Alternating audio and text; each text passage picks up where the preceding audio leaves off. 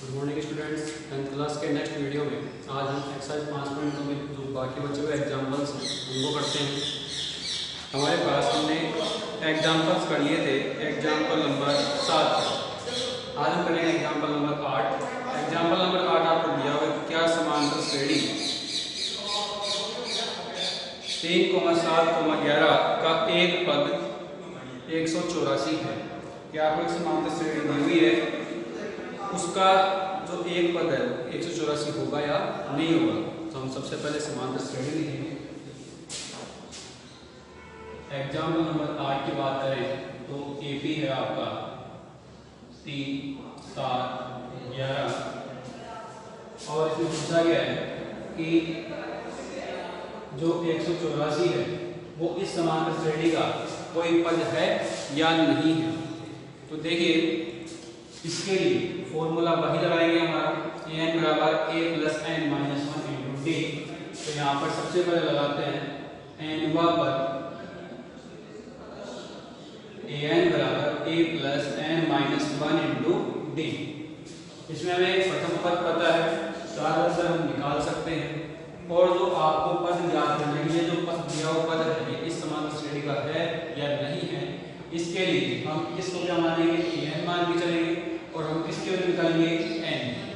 अब n की value से डिसाइड करेंगे कि हमारे पास जो यहाँ पर जो पद दिया हुआ है 184 है वो इसका जो आपकी जो समांतर श्रेणी है वो इसका पद है या नहीं है। तो चलिए यहाँ पर वैल्यू रख लेते हैं। n बराबर कितना आपका 184 है, a कितना आपका प्रथम पद 3 और सार्व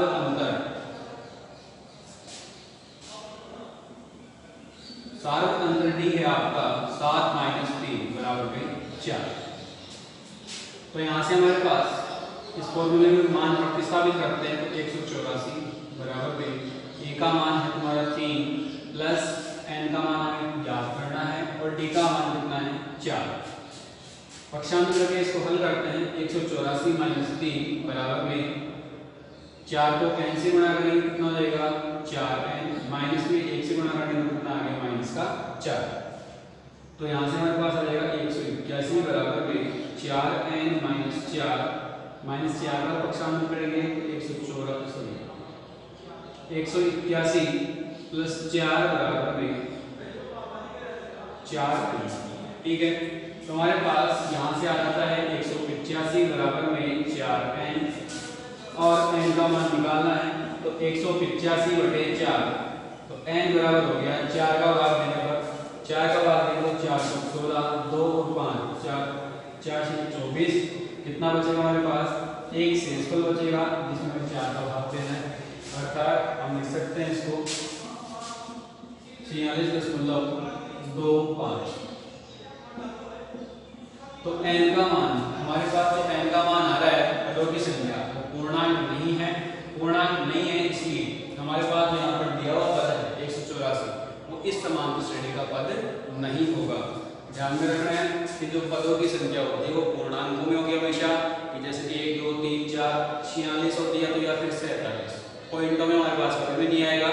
यहाँ पर लिख देंगे जो कि पूर्णांक नहीं है अतः 184 दी गई एपी का कोई पद नहीं होगा, कोई पद नहीं होगा। ठीक है, तो आपके एग्जाम्पल कंप्लीट हो गए। जब भी आपको ऐसा क्वेश्चन पूछा जाता है कि आपको कोई संख्या दे दी और बता दिया जाती है कि ये समांतर श्रेणी है, ये इसमें होगा या नहीं होगा, उसके लिए आप लोग n का मान चेक कर लीजिए। अगर n का मान पूर्णांक मिलता है आपको, n का मान यहाँ पर 1 2 3 4 इस प्रकार से मिलेगा दशमलव के अलावा, दशमलव नहीं होना चाहिए। अगर दशमलव की संख्या है हमारे पास भिन्न के रूप में है तो वो क्या हो गया आपकी जो दिया पद है वो एपी के अंदर नहीं होगा। नोट करिए इसको। आगे देखते हैं नेक्स्ट एग्जांपल।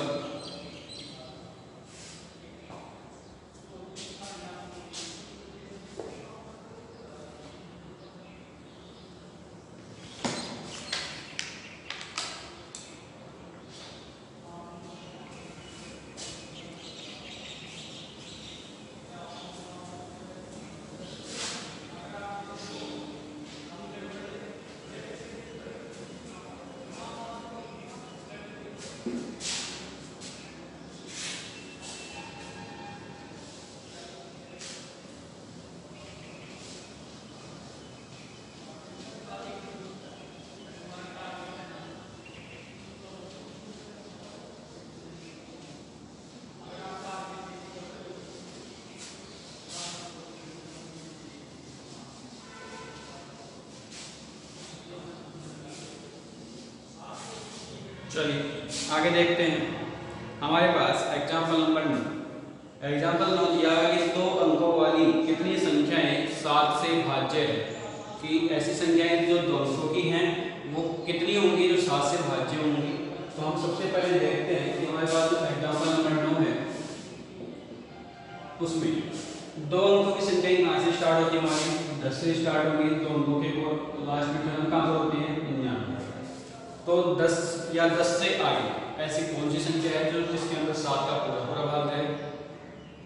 7 का भाग 10 में नहीं जाएगा, 11 में नहीं जाएगा, 12 में नहीं जाएगा और 13 में भी नहीं जाता है। किस में जाता है आपका सबसे पहले 7 का भाग, पूरा 7 का भाग क्यों जाएगा 14 में। इसके बाद हम देखेंगे कितना आएगा 21, आगे देखेंगे तो 28, 35 और आगे 14। अब लास्ट में कितना हमारे पास 99 है। 99 में अगर हम 7 का भाग ब्रैकेट देखें तो हमारे पास इसमें भाग नहीं जाता, इसमें भाग नहीं जाएगा। तो दूसरा नंबर देखते हैं इससे पहले वाला 98 में 7 का भाग ब्रैकेट देखेंगे हमारे पास 98 में 7 का भाग पूरा जाता है।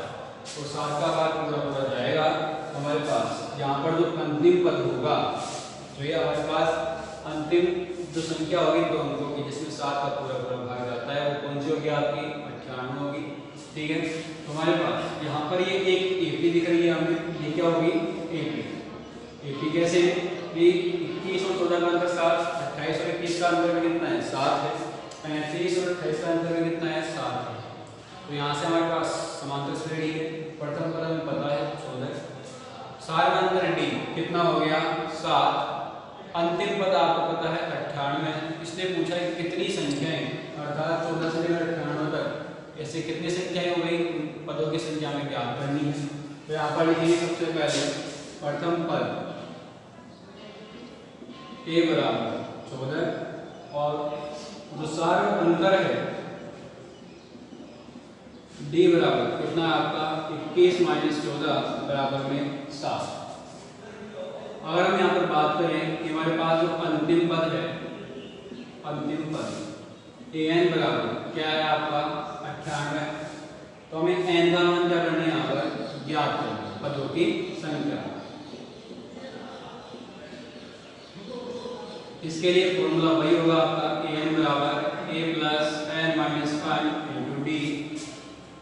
तो an आपका है 98, a का मान है 14 प्लस n माइनस 1 और d का मान है आपका 7 को गुणा करते हैं तो 14 प्लस 7n माइनस 7 और इज इक्वल टू कितना आपका 98।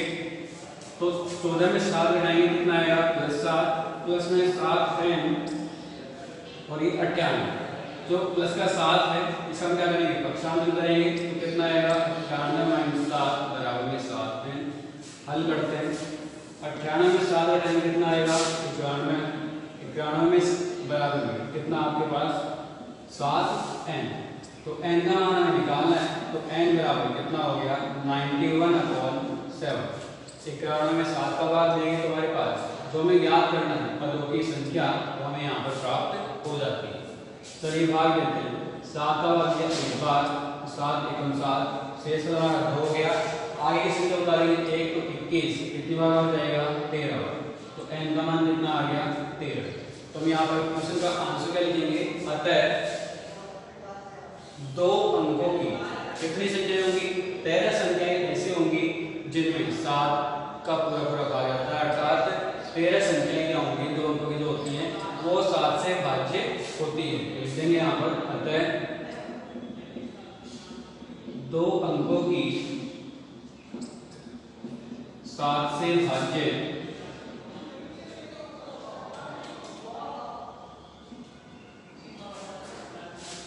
होने वाली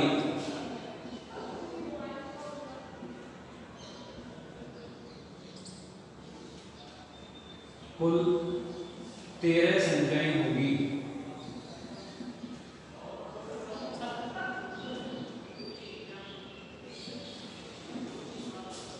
ठीक है, नोट करिए। अगला एग्जांपल देखते हैं, एग्जांपल नंबर 10।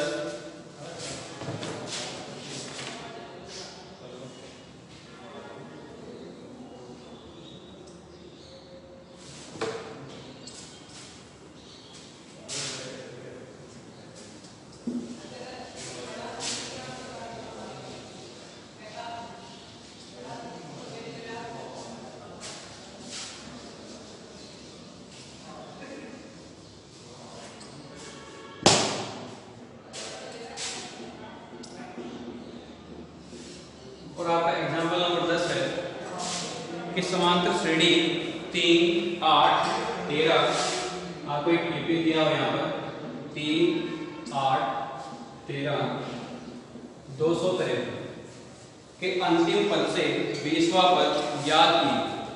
हमें यहाँ पर स्टार्टिंग से 20वां पद ज्ञात नहीं करना है, कहाँ से ज्ञात करना है? अंतिम पद से। तो यहाँ पर लिखेंगे अंतिम पद से 20वां पद ज्ञात कीजिए। तो अंतिम पद से कोई भी पद हमें निकालना होता है, एनवां पद निकालना तो उसका फॉर्मूला आपको बताया गया है कि यहाँ पर लिखेंगे फॉर्मूला अंतिम पद से एनवां पद ज्ञात करना। और एनवां पद ज्ञात करने के लिए सूत्र होता है हमारा एन बराबर में l minus n minus 1 into d. N के हमारे पास जो पद हमें ज्ञात करना है कहाँ से? अंतिम पद से। तो यहाँ पर लिखेंगे ये कितना हो जाएगा? अंतिम पद कितना है इसमें? 253। प्रथम पद आपका इसमें दिया हुआ आपको 3 और सारा अंतर हम निकाल सकते हैं 8 माइनस 3 कितना है? 5। तो यहाँ पर सबसे पहले लिखेंगे प्रथम पद a बराबर में 3 और सारा अंतर d बराबर 8 माइनस 3 कितना हो जाएगा? 5। अंतिम पद की बात करें तो अंतिम पद L बराबर कितना आपका? 253। तो यहाँ पर रखेंगे L का मान 253 माइनस में कौन सा पद ज्ञात करना है हमें? 20वां पद। तो यहाँ पर लिखते हैं n का मान कितना लिख देंगे? 20 माइनस में a और इंटू में d कितना आपका? 5। तो यहाँ पर मान रखते हैं 253 माइनस 20 माइनस 1 कितना होगा? 19 इंटू 5 253 माइनस 19 को 5 से गुणा करेंगे तो 19 कितना रहेगा आपका? 95। माइनस करेंगे इसको तो 13 से 5 घटाएंगे तो 8 बचेगा आपके पास और 14 में से 9 घटाएंगे तो हमारे पास यहाँ पर आ जाएगा 5 और यहाँ पर आ जाएगा आपका 1 तो 158। तो हमारे पास जो दी गई समांतर श्रेणी है इसके अंतिम पद कौन सा आपका? 253 है। अंतिम पद से 20वां पद हम ज्ञात करते हैं तो हमें पद कौन सा मिलेगा? 158 होगा। तो यहाँ पर लिखते हैं लास्ट में कि अतः दी गई समांतर श्रेणी के लिए दी गई समांतर श्रेणी के लिए अंतिम पद से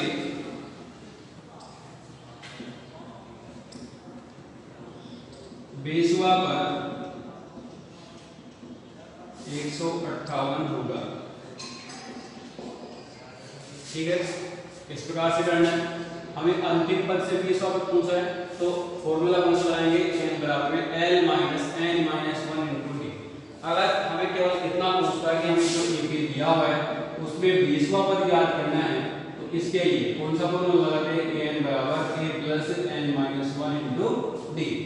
ठीक है, जबकि हमें यहाँ पे क्या करना है? अंतिम पद से क्या करना है? n वापस। तो यहाँ पर फॉर्मूला लगाएंगे l minus n minus 1 into में d। फर्क इतना ही है कि यहाँ पर अंतिम पद लिखता है माइनस के साथ और यहाँ पर क्या लिखते हैं? हम प्रथम पद लिखते हैं और बाद में क्या लगाते हैं? प्लस। बाकी फॉर्मूले सेम है। तो यहाँ पर इस चीज का ध्यान रखना है कि अंतिम पद से ज्ञात करना होगा या प्रथम पद से हमें 20वां पद ज्ञात करना है। तो नोट करिए इसको।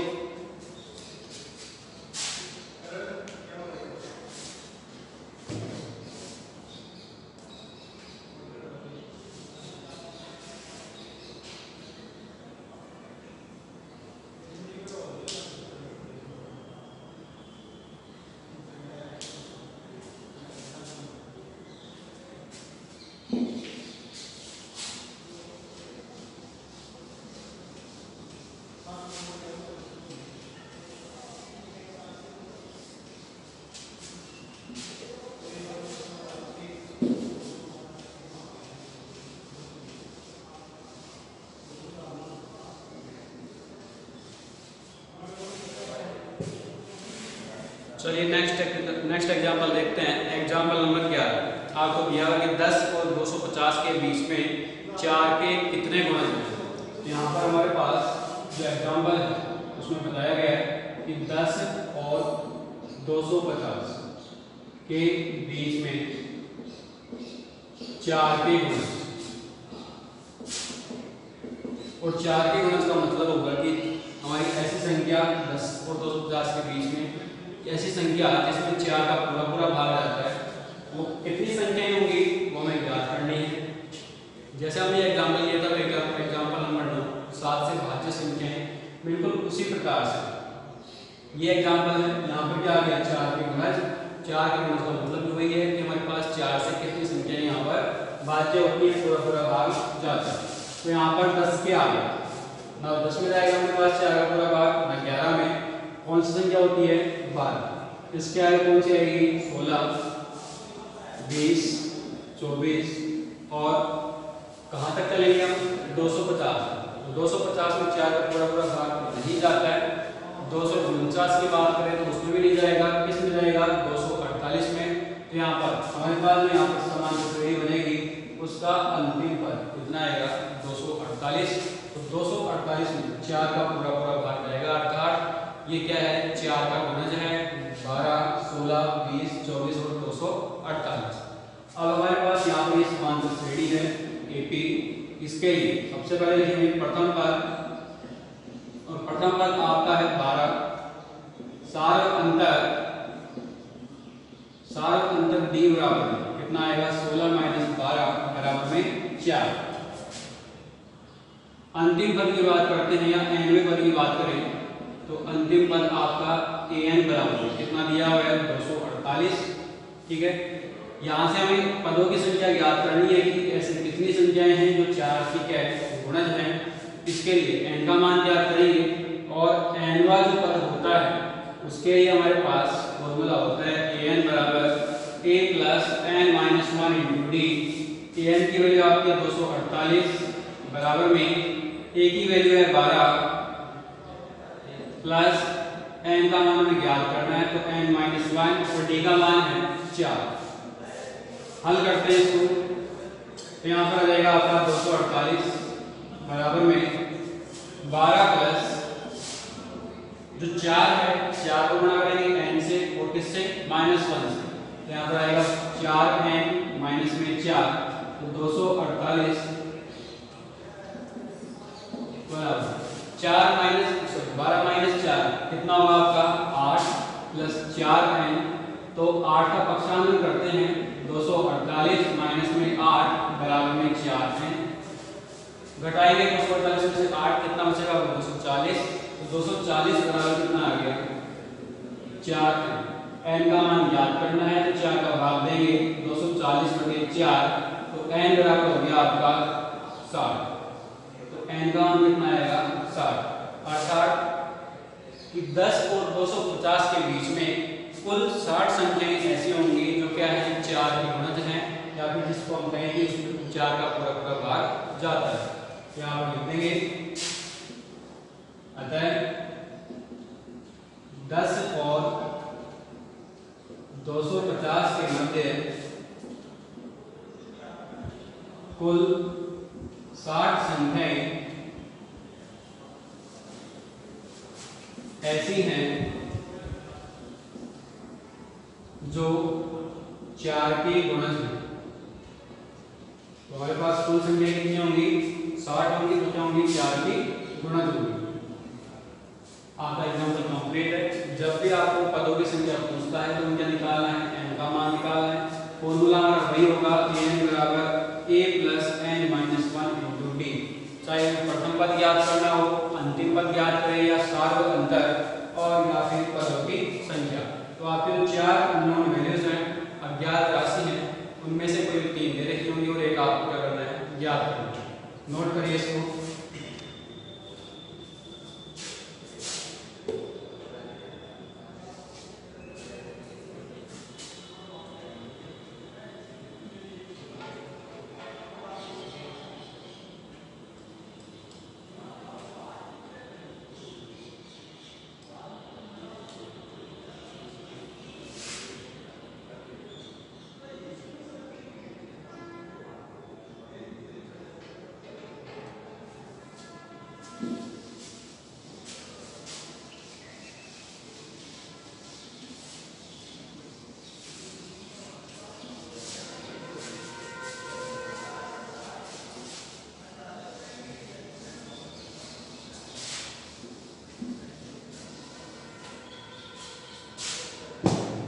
चलिए यहाँ तक का हो गया आपका। अब आगे हम बात करेंगे कि समांतर श्रेणी के पदों का चयन।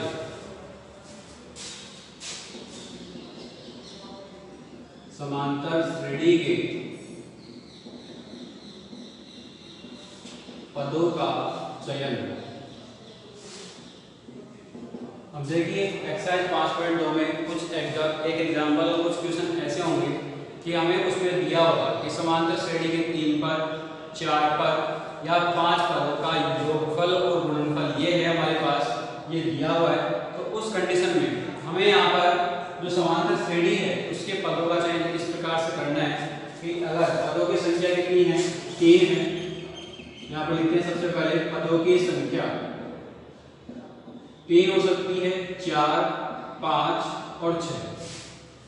तो हमारे पास जो पद हम यहाँ पर क्या करेंगे, मानकर चलेंगे या लेकर चलेंगे, वो क्या होंगे आपके पास 3 होंगी। तो यहाँ पर लिखेंगे बीच में तो हमारे पास क्या आएगा a, और हमारे पास जो इसका इससे आगे आएगा क्या होगा a प्लस b, और इधर आ जाएगा a माइनस d। तो जो 3 पद मानेंगे वो कौन से होंगे, a माइनस b, a और a प्लस b। अगर 4 पदों की बात करें तो a minus 3d, a minus b, a plus d और a प्लस 3d। तो हमारे पास ये 4 पद हम यहाँ से लेकर चलेंगे कि अगर 4 पदों के बारे में क्वेश्चन में पूछा जाता है कि 4 पदों का योगफल या उनके वर्गों का योगफल दिया हुआ है क्वेश्चन में, तो 4 पद कौन से लेकर चल रहे हैं, a minus 3d, a minus b, a plus b और a प्लस 3d। 5 पदों की बात करते हैं तो यहाँ पर रहेगा a minus 2d, a minus b, a plus b और a प्लस 2d। तो टोटल कितने पद हो गए हमारे, 5 पद हो गए। 6 पदों की बात करें तो a minus 5d, a minus 3d, a minus b, a plus b, a plus 3d और a प्लस 5d। तो आपको ये 4 दे रखे हैं पदों की संख्या 3, 4, 5 और 6। इनके लिए जो पद हम यहाँ पर कंसल्ट करेंगे, मानकर चलेंगे, लेकर चलेंगे साथ में, वो आपको याद करने हैं। 3 का, 4 का और 5 का, ये तीनों तो आपको याद करने कंपल्सरी है, ठीक है। अब क्वेश्चन हम इसी के बेसिस पर करेंगे, लेकिन आप लोग क्वेश्चन डायरेक्टली भी कर सकते हैं कि आपने पहला पद मान लिया a, दूसरा पद a प्लस d, तीसरा पद a plus 2d, a plus 3d। आप इससे भी कर सकते हैं, लेकिन इसमें कैलकुलेशन मिस्टेक होने का और टाइम वो आपके पास डिपेंड करता है आप किससे करेंगे। अगर इससे अगर इसको लेकर चलते हैं तो यहाँ से minus d, minus 3d, plus d और प्लस 3d है, तो ये कैंसिल भी हो सकते हैं और आपका कैलकुलेशन और जो टाइम होता है वो बच जाएगा। तो एक बार इसको नोट कर लीजिए। एग्जाम्पल देखते हैं अगला।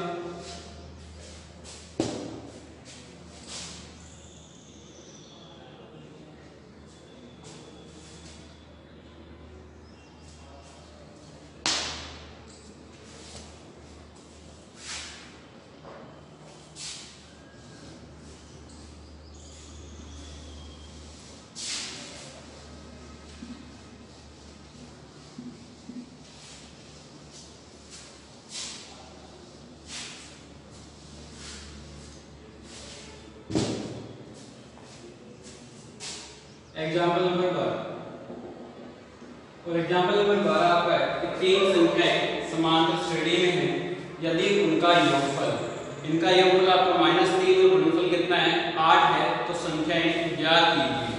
तो यहाँ पर हमें कितनी संख्याएं दे रखी हैं, 3 संख्याएं। तो 3 संख्याएं आपकी किसमें है, AP में, अर्थात समांतर श्रेणी में है। इनका योग और गुणनफल हमें दिया हुआ है। तो योगफल आपका -3 और गुणनफल है प्लस का 8। तो हमें ये जो तीनों संख्याएं हैं समांतर श्रेणी की, तीनों संख्याएं, तीनों पद याद करने हैं। तो सबसे पहले माना समांतर श्रेणी की 3 संख्याएं या 3 पद क्रमशः कौन कौन से होंगे, a माइनस बी, a और a प्लस b, जो कि हमने अभी टेबल याद करने के लिए बनाई थी। बिल्कुल उसी से भी यहाँ पर लिखना है कि 3 पद दे रखे हैं, तो a माइनस b, a और a प्लस डी लिखेंगे। 4 पद दिए हुए होंगे तो a minus 3d, a minus d, a plus d और a प्लस 3d लिखेंगे। तो हमारे पास यहाँ पर सबसे पहले हम लेकर चलेंगे योग। योगफल कितना है? माइनस का 3 है और योगफल हम जानते हैं तीनों पदों का योगफल करेंगे तो a minus b plus a plus में a प्लस b बराबर कितना है? माइनस का 3। अब देखिए यहाँ से माइनस का d और प्लस का d दोनों क्या जाएंगे? कैंसिल हो जाएंगे एक दूसरे से और क्या बचेगा आपके पास में? a प्लस a कितना हो गया? 3a बराबर में माइनस का 3। इसलिए मैं यहाँ पर इस प्रकार से पदों को मान कर सकते हैं कि a माइनस डी, a और a प्लस डी, क्योंकि माइनस बी से माइनस डी कैंसिल हो गया है और यहाँ पर आप लोग डायरेक्ट a का मान निकाल सकते हैं। अगर आप a प्लस बी और a प्लस 2d लेकर चलते हैं तो यहाँ पर d कैंसिल नहीं होता है, तो इसीलिए आपको ये टेबल याद करने का आवश्यक है, जरूरी है। चलिए यहाँ से a का मान निकालिए। a का मान कितना हो गया? माइनस 3/3, तो a बराबर कितना जाएगा? माइनस का 1। तो हमारे पास जो समांतर श्रेणी दी हुई है उसका प्रथम पद आ गया कितना है? माइनस 2। आगे जो दूसरी चीज इस क्वेश्चन में दी हुई है कि गुणनफल कितना है इनका? 8। जो 3 पद दिए हुए हैं इनका गुणनफल, तो गुणनफल लिखते हैं। गुणनफल के लिए जो तीनों पद है हमारे इनको गुणा करेंगे a माइनस b मल्टीप्लाई में a और मल्टीप्लाई a प्लस b। अब यहाँ से a का मान हमने निकाल लिया है। a का मान कितना है? माइनस 1, तो a बराबर माइनस 1 रखने पर लिख देंगे यहाँ पर a बराबर माइनस 1 रखने पर और a का मान माइनस 1 रखते हैं तो हमारे पास ये आ जाएगा गुणनफल किसके बराबर है? आपका 8 के बराबर है, तो बराबर में 8। यहाँ पर आएगा माइनस 1 और माइनस का d मल्टीप्लाई में माइनस 1 और मल्टीप्लाई में माइनस 1 और प्लस में d। जो आपके यहाँ पर दिए हुए हैं इसमें से माइनस कॉमन ले सकते हैं। माइनस कॉमन लेंगे तो हमारे पास यहाँ पर आएगा माइनस का d प्लस 1 लिख दें इसको। माइनस 1 हमारे पास यहाँ पर पहले से मल्टीप्लाई में है और इसको हम अरेंज करके क्या लिख सकते हैं? d minus 1। तो जो माइनस है वो माइनस 1 से मल्टीप्लाई हो क्या हो जाएगा? प्लस। तो हमारे पास यहाँ पर आ जाता है d plus 1 multiply d minus 1 बराबर में 8। अब हम यहाँ से a प्लस b और a माइनस b का जो सूत्र है उसको काम में लेंगे और यहाँ पर a plus b into a minus b बराबर में क्या होता है आपका? a square minus b square. तो यहाँ पर a की जगह कितना है? b और b कितना है? 1 है, तो इसमें रखेंगे तो हमारे पास आएगा b स्क्वायर माइनस 1। तो यहाँ पर आ जाएगा आपके पास में 8 बराबर d स्क्वायर माइनस 1 का स्क्वायर और 1 का स्क्वायर हम जानते हैं कितना होता है आपका? 1 ही होता है। तो माइनस तो 1 है, इसका पक्षांतर करेंगे तो d स्क्वायर बराबर में आ जाएगा 8 प्लस 1 और 8 प्लस 1 होता है आपका 9। तो d स्क्वायर बराबर कितना है? 9 है। तो d स्क्वायर का मान आ गया तो d का मान हम निकाल सकते हैं। d का मान क्या होगा? वर्गमूल करने पर, वर्गमूल लेने पर हमारे पास d आएगा d बराबर में प्लस माइनस कितना आएगा? 3। क्योंकि जो 9 होता है 9 का वर्गमूल कितना होता है? 3 होता है। और कैसे लेकर चलेंगे? प्लस और माइनस दोनों। तो आपके पास में d के 2 मान आ गए, तो प्लस का 3 और एक माइनस का 3। दोनों मान रखते हुए a का मान आपके पास पहले से है माइनस 1, d के मान 2 है, तो हमारे पास दो समांतर श्रेणियां में यहाँ पर प्राप्त होंगी। तो देखते हैं यहाँ पर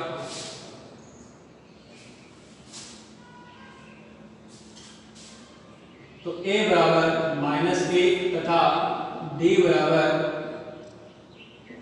प्लस 3 लेने पर और d का मान प्लस का 3 लेंगे तो हमारे पास जो 3 संख्याएं थी समांतर श्रेणी की कौन कौन सी थी? a माइनस b, a और a प्लस b। इसमें मान रखेंगे तो a का मान माइनस 1, d का मान हमारा प्लस का 3, कोमा a है, a का मान माइनस 1 है।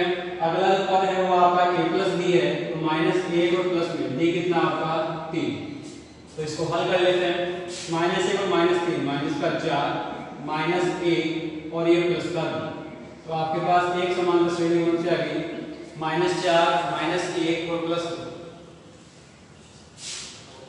दूसरा हम देखें a का मान -1 लिया और d का मान हम ले रहे हैं माइनस का 3, क्योंकि डी के दो मान है हमारे पास, ये तो +3 और ये -3, दोनों को लेकर क्या बनाएंगे, यहाँ पर समान श्रेणी ज्ञात करेंगे।